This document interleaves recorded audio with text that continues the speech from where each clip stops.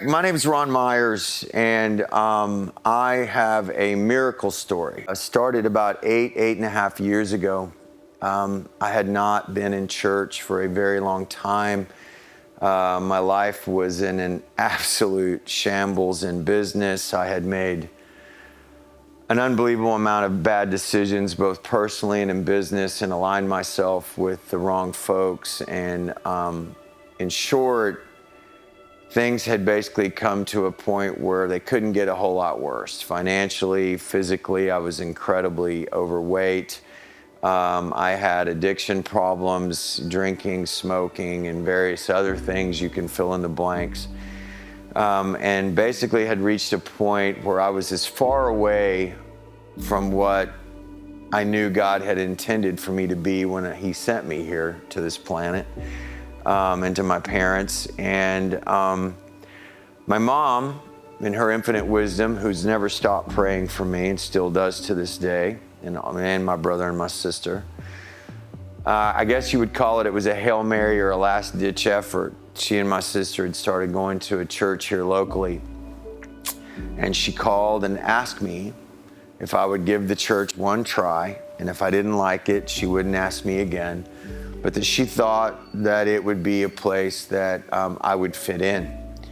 And I will make a plug for the church. It's Shoreline Church in East Dallas. And I'm still dear friends with lots of people there. And their whole thing at that time in the church was, it's about the one.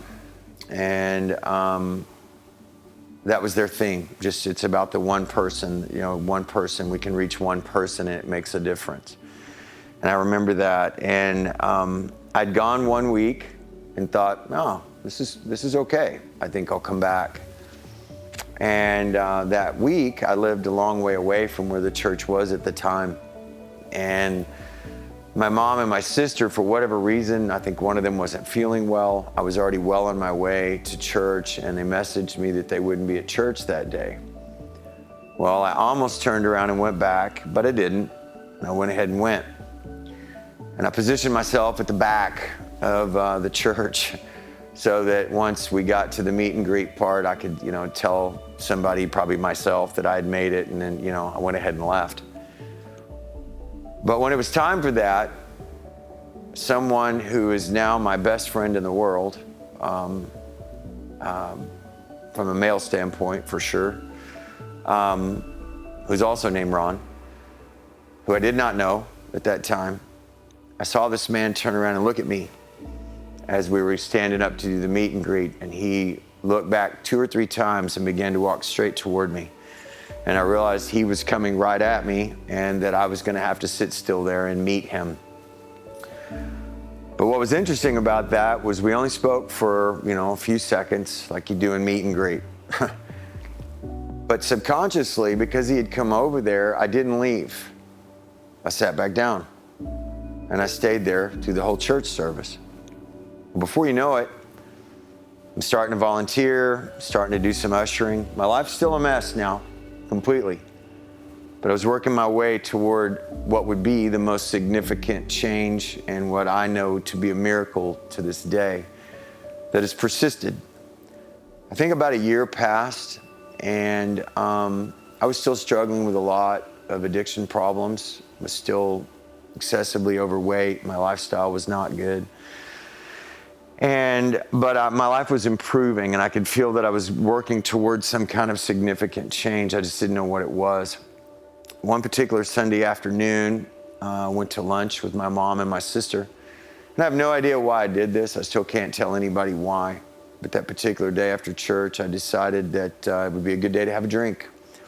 And so I went and did that. And by the time the day waned on, I had had way too much to drink and ended up somewhere I shouldn't have been, like so many of us have done so many times. And on my way home the next morning, I realized that I had reached the end of my rope and that God was putting the press on me, and I could not hide anymore behind being an usher, attending church, or anything else. And that I just felt like my rope had run out. And this time, though, what was different was that I didn't call out because I was desperate. I called out because I knew that I had come to a place where I had to make a choice.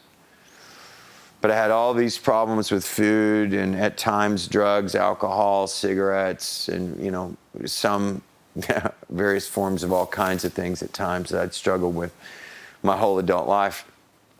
And God and I had a discussion, and I had nothing to offer him, and I knew that. And I knew I didn't deserve the kind of help I was going to ask for. Who does deserve, really, at the end of the day, God's help? And I went and had a conversation with him and went down a list of things. Listed all of my addiction problems, all of my behavior problems, confessed all of the sins that nobody knew about. And I went down the list and I said, God, if you don't intervene in my life and come in and take over all of this and remove all these problems from my life, I'm not ever going to have a chance to be able to be who you put me here to be, which is for you ultimately, not for me. And I've made a mess of so many things, multiple marriages, was not the father to my kids that I needed to be, not even close. And he and I discussed all that. And I said, but there's still time, and I believe that I can still become who you wanted me to be.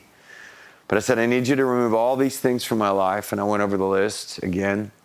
But I said, most importantly, I need you to make it as if none of these things ever happened. I don't want to struggle after what I'm asking for. If you choose to grant me this miracle and remove these things from my life, I can't make you any promises because I have no idea what life's going to look like if this stuff happens. I got some big holes to climb out of, a lot of amends to make, and have no idea how to do that. But if I don't get a clean slate and at least get all of these addictions out of my life and get some control of the situation and start making better decisions in business and everything else, I don't know how much longer I'm going to make it. Health problems, whatever, complete financial ruin that I couldn't recover from, various things that went through my head.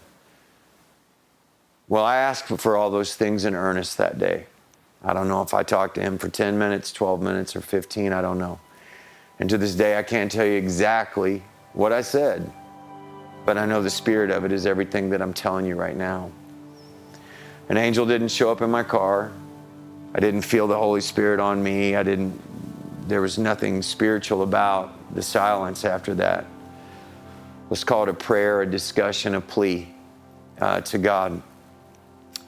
I don't remember what happened the rest of that week, but the next thing I knew, I've always worked from home, and so the next weekend, I remember it was Saturday or Sunday, I remember needing a pen, whatever I was doing, and I go into the bedroom that was my office and open the desk drawer, and there was a pack of cigarettes in the front right corner of the desk drawer.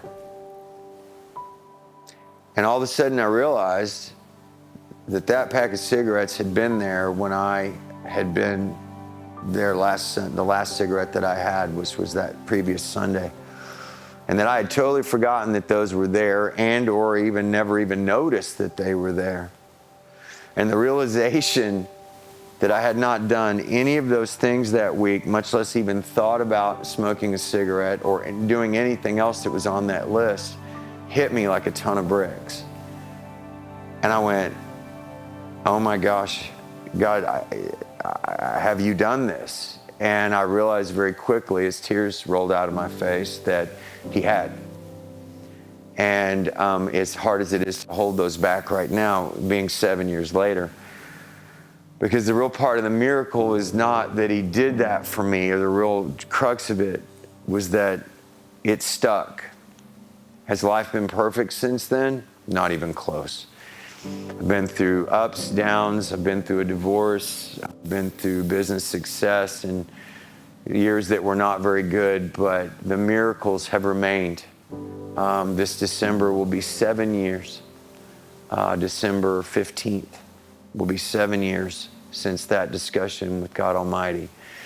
And all those things I asked for have remained gone from my life.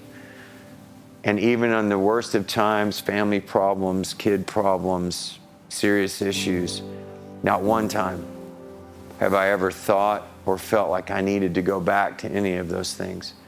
He removed those things just like he promised. or I asked for him to do for me. It's not that he promised. I asked for the promise. But he did everything that I asked for. And life still is going to happen, but I'm absolutely certain that that miracle was permanent. And this December, again, is 7 years since he did that for me. And because of someone passing away about 3 months ago who I'd known 35 years, I told God the next day after that funeral, because this was a friend, this is somebody that I had done all kinds of things with, that I knew before he knew his wife and kids and everything else. And looking at him in that casket made me realize that there were some things I needed to share, some things I needed to do. And I always felt like, that I couldn't tell the story good enough, or, maybe I wasn't ready, or, nobody wanted to hear it. It didn't matter, because the next morning after my friend had passed away, I actually told God out loud, okay, whatever you want me to do, however you want me to tell the story, whatever it is, if it has something to do with you and somebody asks me to do it, I'll say yes, even if I have no idea how to do it. Never done it before, I'm scared to death to do it, whatever it is, I'll do it. And so that's what I'm doing. So there's a lot more miracles that have come after that, but that's the one that started it all. So that's my miracle story.